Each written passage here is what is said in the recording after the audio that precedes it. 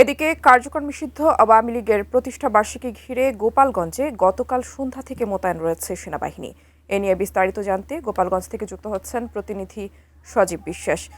সজীব বিশ্বাস, গোপালগঞ্জ থেকে কি খবর রয়েছে আপনার কাছে জানাবেন।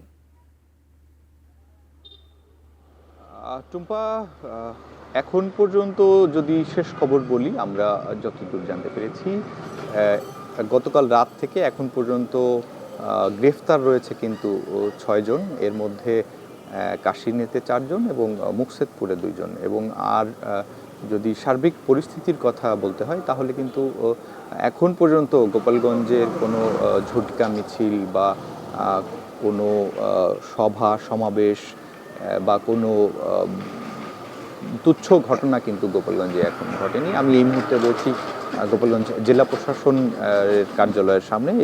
কিছুক্ষণ আগেই আমরা জেলা প্রশাসকের সাথে আমরা কথা বলেছি, সাংবাদিকদের সাথে জেলা প্রশাসক কথা বলেছেন। তিনি জানিয়েছেন যে আইন শৃঙ্খলা পরিস্থিতি নিয়ন্ত্রণের জন্য গতকাল সন্ধ্যা 7:30টায় কিন্তু সেনাবাহিনী গোপালগঞ্জ এসে পৌঁছেছেন এবং আমরা কিন্তু এখন পর্যন্ত তাদের কোনো টহল হয়তো আমাদের চোখে পড়েনি।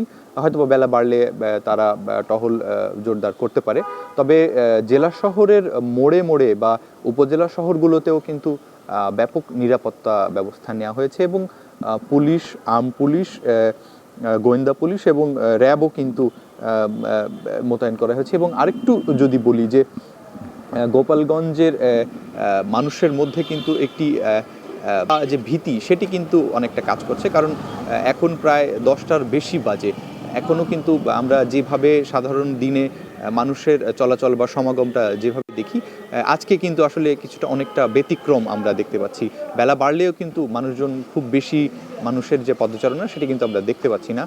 এর আগে আমরা কিন্তু জানিয়েছি যে গোপালগঞ্জ জেলা মানেই কিন্তু মানুষের কাছে যে একটি উত্তেজনা বিরাজ করবে বা মিছিল হবে বা ঝটিকা মিছিল হবে, এরকম একটা বিষয় মানুষজন চিন্তা করে। তবে সেই চিত্র কিন্তু অনেকটা ভিন্ন এখন আমরা দেখতে পাচ্ছি। তো সব কিছু মিলিয়ে এখন পর্যন্ত গোপালগঞ্জের কোনো অনাকাঙ্ক্ষিত ঘটনা ঘটেনি এবং আইনশৃঙ্খলা পরিস্থিতি এখনও স্বাভাবিক রয়েছে এবং সুন্দর রয়েছে।